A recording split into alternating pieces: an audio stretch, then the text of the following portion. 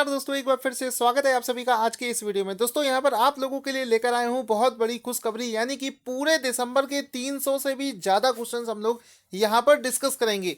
एक चीज़ आप लोग यहाँ पर ध्यान में रखना, चाहे कोई भी मैगजीन मार्केट से परचेज करके पढ़ना या ना पढ़ना, ये 300 क्वेश्चन अगर आपने लगा लिए तो इसका मतलब है कि पूरा दिसंबर आपका कवर हो जाएगा। इस चीज़ को विश्वास मानिए। और ये वीडियो थोड़ा सा बड़ा होगा क्योंकि 300 से ज़्यादा क्वेश्चंस यहाँ पर डिस्कस होंगे, तो वीडियो को पूरा देखना, पेशेंस के साथ में देखना।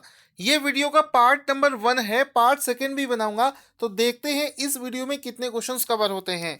तो यहाँ पर आपको सबसे पहले बता दूं कि यहाँ पर करंट अफेयर्स में सबसे ज़्यादा चीज़ें क्या पूछी जाती हैं वो सबसे पहले कवर करेंगे, यानी कि महत्वपूर्ण से भी महत्वपूर्ण जो प्रश्न बने हैं उनको सबसे पहले देखेंगे।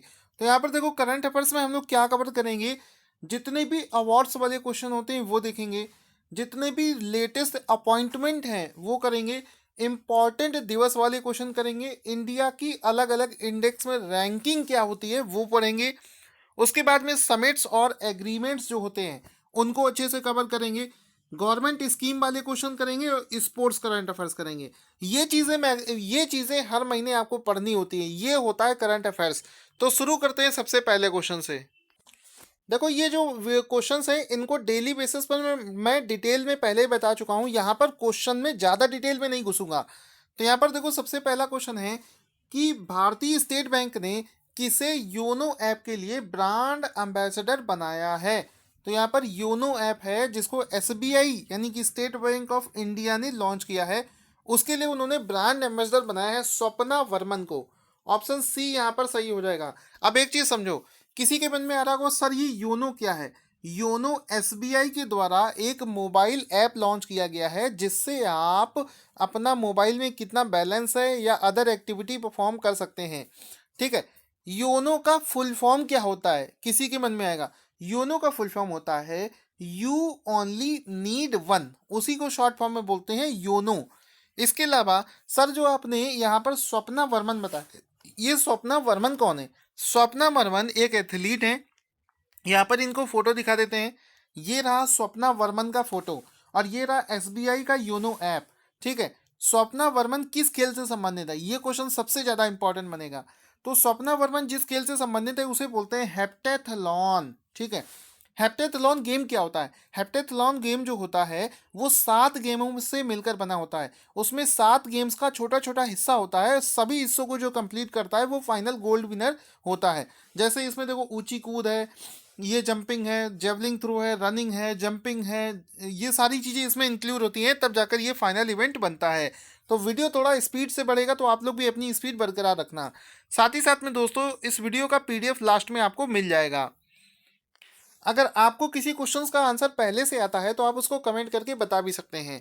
देखो, दूसरा क्वेश्चन है कि प्रधानमंत्री मोदी ने भारत के सबसे लंबे रेड रोल पुल का उद्घाटन किया है, उस पुल का नाम क्या है। तो देखो, उस पुल का नाम है बोगी बेल ब्रिज और इसको भारत के किस राज्य में शुरू किया गया है, इसको भारत के असम राज्य में शुरू किया गया है। तो बोगी बेल ब्रिज इसका नाम हो जाएगा। ये आप देख सकते हो बोगी बिल ब्रिज, जिसका फोटो यहाँ पर मैंने दिखा रखा है। ये जो पुल है ये असम और अरुणाचल प्रदेश को जोड़ेगा और इस पुल की कुल लंबाई जो है वो 4.94 किलोमीटर है। तो ये ब्रह्मपुत्र नदी के ऊपर बना असम राज्य में स्थित बोगीबील ब्रिज है। अगला प्रश्न है, वायुसेना अभ्यास सैन्य मैत्री 2018 कहाँ पर आयोजित किया गया है। तो ये जो सैन्य मैत्री अभ्यास है इसको आगरा में अब शुरू किया गया है। तो ऑप्शन सी यहाँ पर बिल्कुल सही हो जाएगा।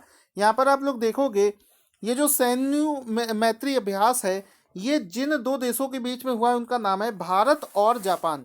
भारत और जापान के बीच में इसको शुरू किया गया है। अगला प्रश्न है, निम्नलिखित में से किसे हाल ही में भारत का वित्त सचिव बनाया गया है। तो भारत का वित्त सचिव बनाया गया है एन झा। एन झा, ठीक है।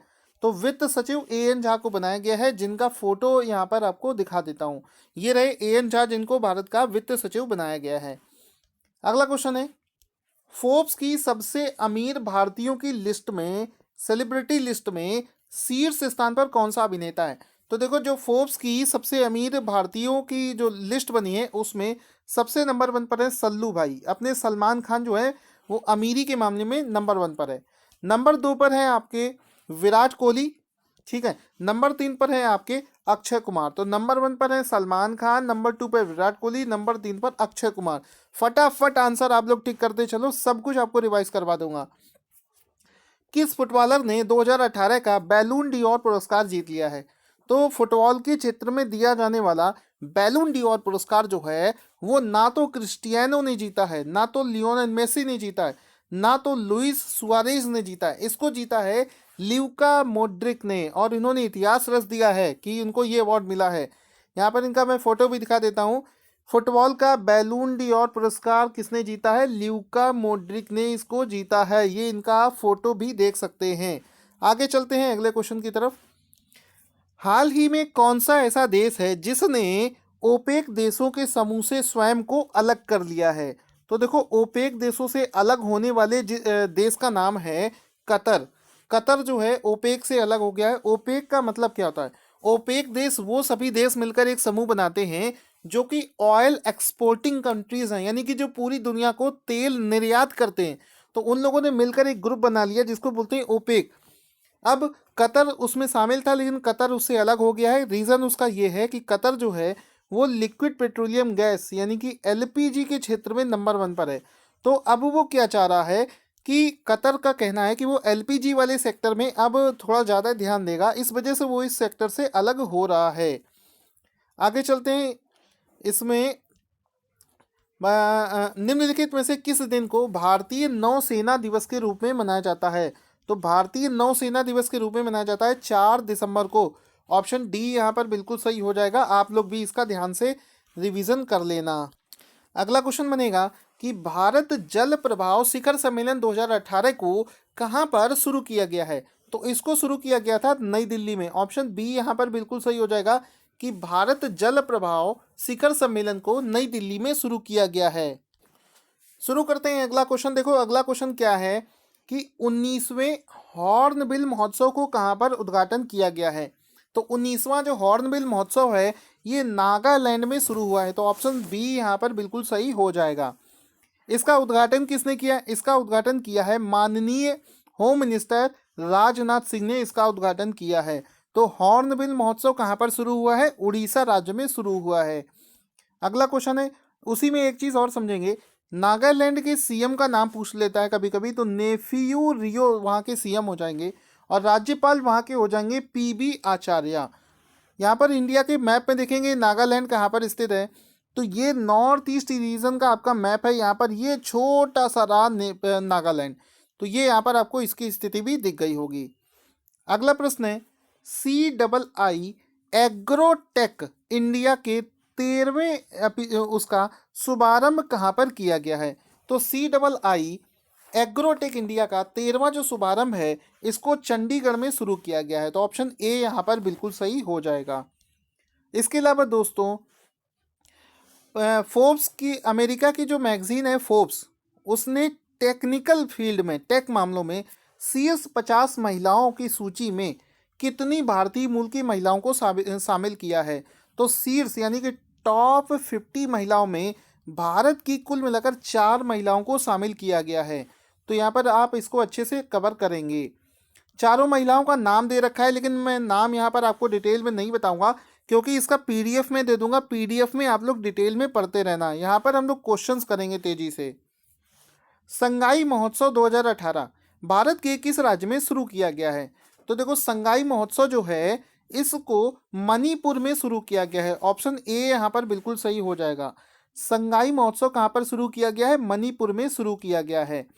यहाँ पर आप इसका फोटो भी देख सकते हैं, मणिपुर संगाई महोत्सव, ठीक है।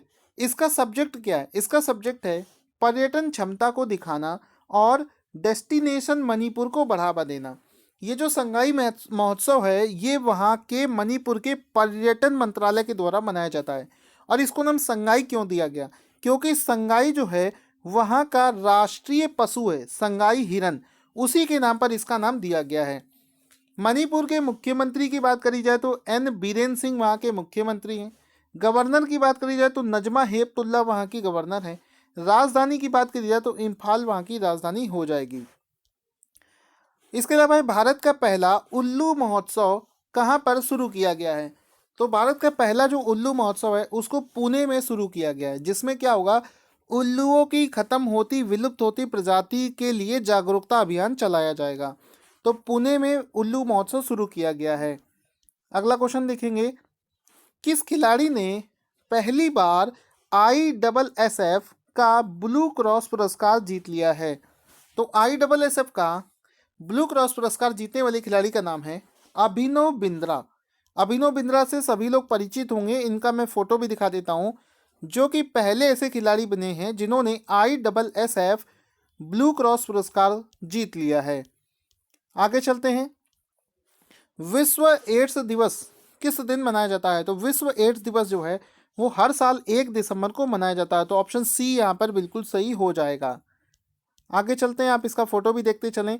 इस बार का जो इसका सब्जेक्ट है वो है अपनी स्थिति जाने, ये इस बार का इसका सब्जेक्ट हो जाएगा। इसके बाद अगला क्वेश्चन चलते हैं, दूसरी तेजस ट्रेन कहाँ से कहाँ तक के लिए संचालित की गई है?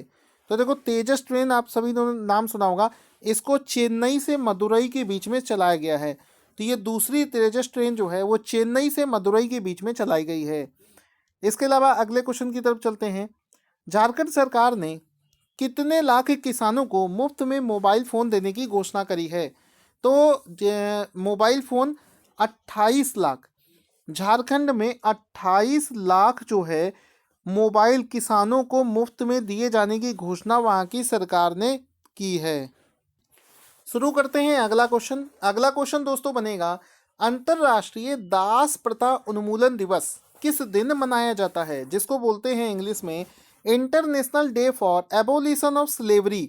ये हर साल मनाया जाता है 2 दिसंबर को। तो ऑप्शन बी यहाँ पर बिल्कुल सही हो जाएगा, जिसमें आपको फोटो दिखाता हूँ, जिसमें मानव तस्करी का विरोध किया जाएगा, क्योंकि मानव की तस्करी करके उनके साथ में शोषण होता था, उनका यौन शोषण होता था, जबरन उनका विवाह करवा दिया जाता था, उन लोगों को लेबर की तरह यूज़ किया जाता था। इन सब चीज़ों के खिलाफ international day for the abolition of slavery हर साल 2 दिसंबर को मनाया जाता है। सीमा सुरक्षा बल 1 दिसंबर 2018 को अपना कौन सा स्थापना दिवस मना रहा है? तो सीमा सुरक्षा बल जो है, जिसको हम लोग बोलते हैं बॉर्डर सिक्योरिटी फोर्स, ये 1 दिसंबर को अपना 54वां यानी कि 54th स्थापना दिवस मना रहा है। अगला देखते हैं क्वेश्चन, BSF का मुख्यालय जान लेते हैं। BSF का मुख्यालय जो है वो नई दिल्ली में स्थित है। नागालैंड 1 दिसंबर को अपनी स्थापना का कौन सा दिवस मना रहा है? तो अभी हम लोगों ने देखा BSF जो है वो अपना 54वां मना रहा है, और जो नागालैंड है वो अपनी स्वतंत्रता का स्थापना का 55वां दिवस मना रहा है, 55th। ठीक है, तो दोनों क्वेश्चन को बगल बगल में लिखा है सो दैट आप इसको लंबे समय तक याद रख पाएँ।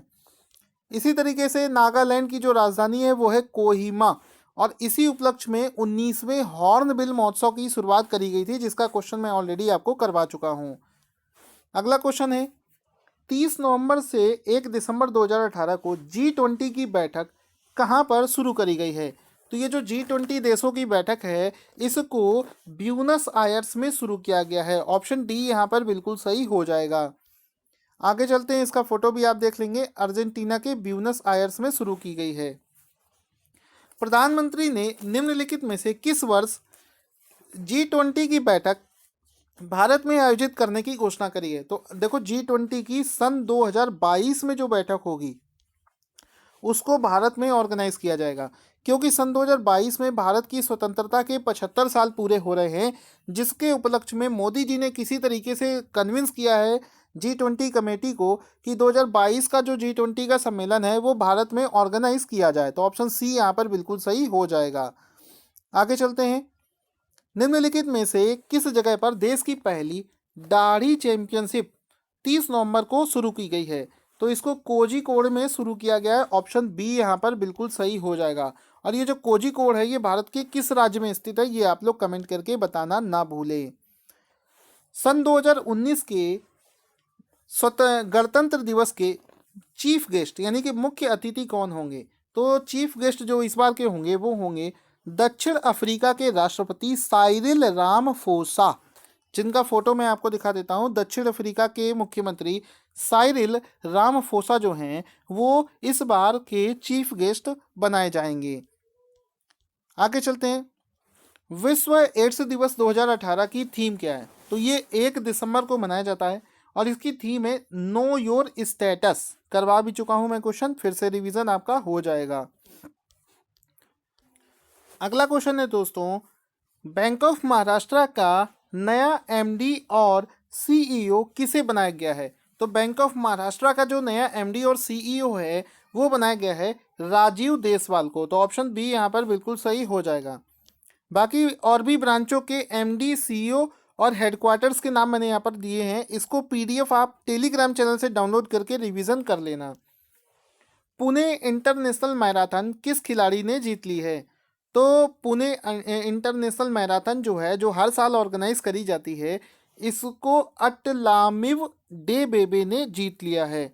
तो ऑप्शन ए यहाँ पर बिल्कुल सही हो जाएगा।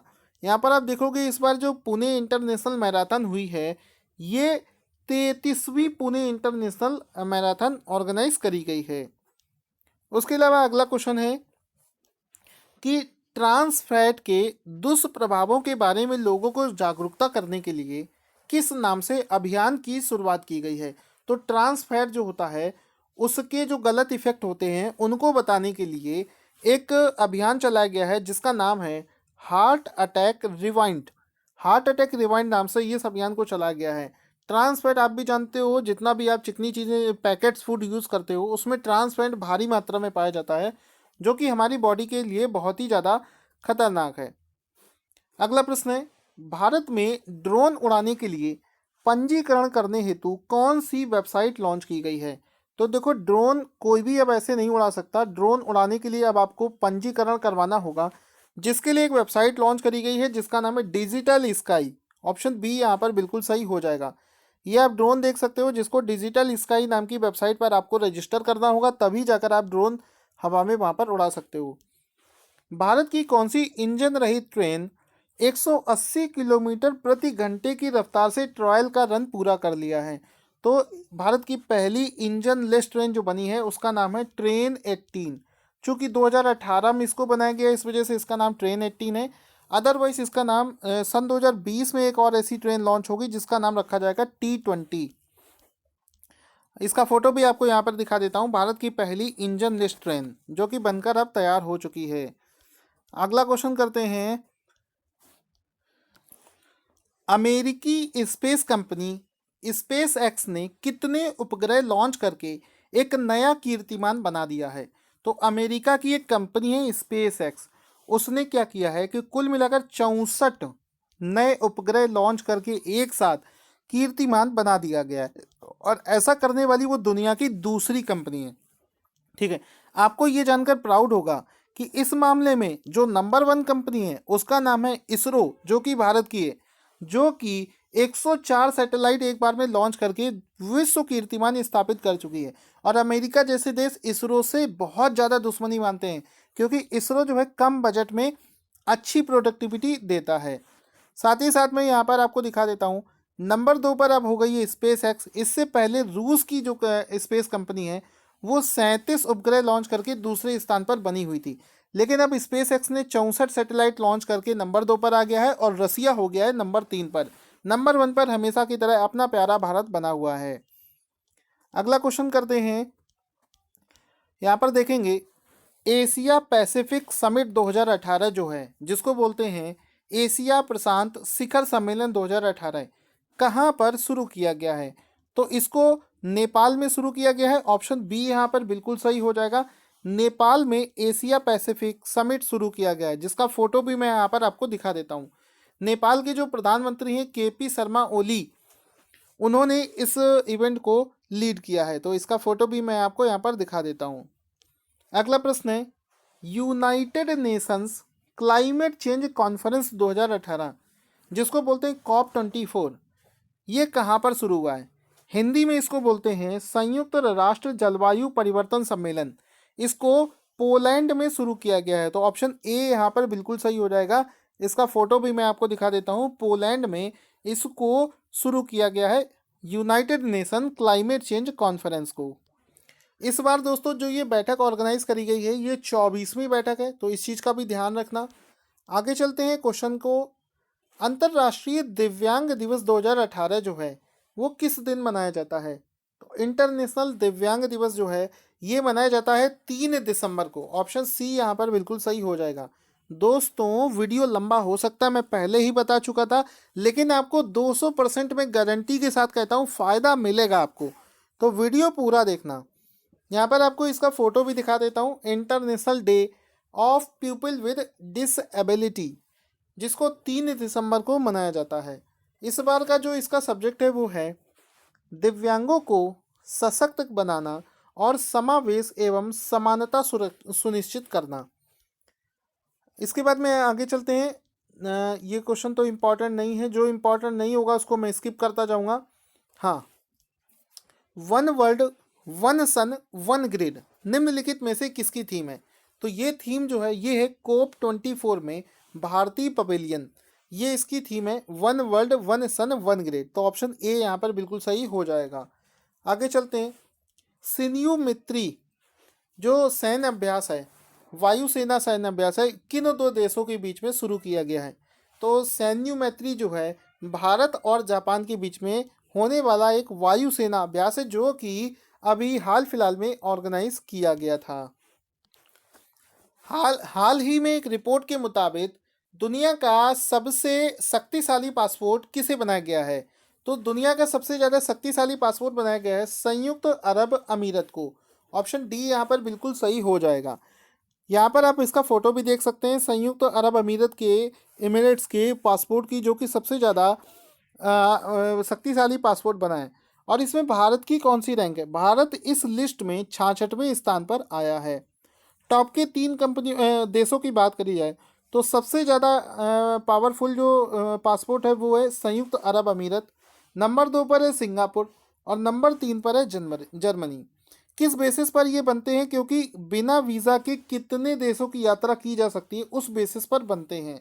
और संयुक्त अरब अमीरत का जो पासपोर्ट है उसमें बिना वीज़ा के 167 देशों की यात्रा आप कर सकते हैं। भारत की पहली चांस ऑफ अप्रूवल सुविधा किसने शुरू करी है? तो चांस ऑफ अप्रूवल जो नाम से एक सुविधा है, इसको शुरू किया है पैसाबाजार.com। ऑप्शन बी यहाँ पर बिल्कुल सही हो जाएगा। पैसाबाजार.com ने चांस ऑफ अप्रूवल नाम की एक सुविधा को शुरू किया है। इसके अलावा अगला क्वेश्चन है, ये क्वेश्चन इंपॉर्टेंट नहीं है, ये भी इंपॉर्टेंट नहीं है, जो इंपॉर्टेंट होगा वही क्वेश्चन कराएंगे हम लोग, ठीक है। किस राज्य की मुख्यमंत्री तीर्थ यात्रा योजना के तहत वरिष्ठ नागरिकों के लिए मुफ्त में तीर्थ यात्रा की योजना शुरू करी गई है? तो बिना पैसे के मुफ्त में जितने भी बुजुर्ग हैं उन सबको तीर्थ यात्रा की सुविधा ये जो दी है ये दिल्ली सरकार ने प्रोवाइड कराई। ऑप्शन ए यहाँ पर बिल्कुल सही हो जाएगा। अरविंद केजरीवाल दिल्ली के मुख्यमंत्री हैं, सभी को पता होगा क्योंकि ये बहुत ज़्यादा न्यूज़ में भी रहते हैं। अगला प्रश्न है, किसे वर्ष 2018 के साहित्य अकादमी पुरस्कारों में हिंदी भाषा के लिए चयनित किया गया है? तो 2018 का जो ये साहित्य अकादमी पुरस्कार था उसमें हिंदी भाषा के लिए चित्रा मुगदल को चयनित किया गया है, सेलेक्ट किया गया है। तो ऑप्शन ए यहाँ पर बिल्कुल सही हो जाएगा। ये इनका फोटो भी आप देख सकते हैं। इसी के अलावा इसी प्राइज में यानी कि साहित्य अकादमी पुरस्कारों में अंग्रेजी भाषा से किसको चयनित किया गया है? तो अंग्रेजी भाषा को से जो चयनित किया गया है वो किया गया है अनीस सलीम को। ऑप्शन सी यहाँ पर बिल्कुल सही हो जाएगा। अनीस सलीम को अंग्रेजी भाषा के लिए सेलेक्ट किया गया है। अगला क्वेश्चन है इंपॉर्टेंट क्वेश्चन, किस राज्य की कंधामल हल्दी को शीघ्र विशिष्ट भौगोलिक पहचान यानी कि जीआई टैग प्रदान किया जाएगा? तो देखो यहाँ पर उड़ीसा राज्य की एक हल्दी है जिसका नाम है कंधामल हल्दी, उसको जीआई टैग प्रोवाइड किया जाएगा। तो ऑप्शन ए यहाँ पर बिल्कुल सही हो जाएगा। हल्दी का फोटो भी आप देख सें सो दैट आपके मन में अच्छे से इसको समझ में आ जाए। अगला प्रश्न है, विश्व मृदा दिवस इंटरनेशनल सॉइल डे किस दिन मनाया जाता है? तो इंटरनेशनल सॉइल डे जो है इसको मनाया जाता है 5 दिसंबर को। ऑप्शन ए यहाँ पर बिल्कुल सही हो जाएगा। हर साल 5 दिसंबर को इंटरनेशनल मृदा दिवस के रूप में सेलिब्रेट किया जाता है। ये आप इसका फोटो भी देख सकते हैं, वर्ल्ड सॉइल डे, जो कि हर साल 5 दिसंबर को सेलिब्रेट किया जाता है। तो ऑप्शन ए यहाँ पर बिल्कुल सही हो जाए। तो दोस्तों ये वीडियो ऑलरेडी बहुत बड़ा हो चुका है, तो इस वजह से इस वीडियो को यहीं पर क्लोज करते हैं। और इसका जो सेकंड पार्ट है वो बहुत ही जल्दी आपको 1 या 2 दिन में आपको मिल जाएगा। दोनों वीडियो अब अगर आप अच्छे से तैयार कर लोगे तो ये मानो कि पूरा दिसंबर आपका कंप्लीट हो जाएगा किसी भी एग्जाम के लिए।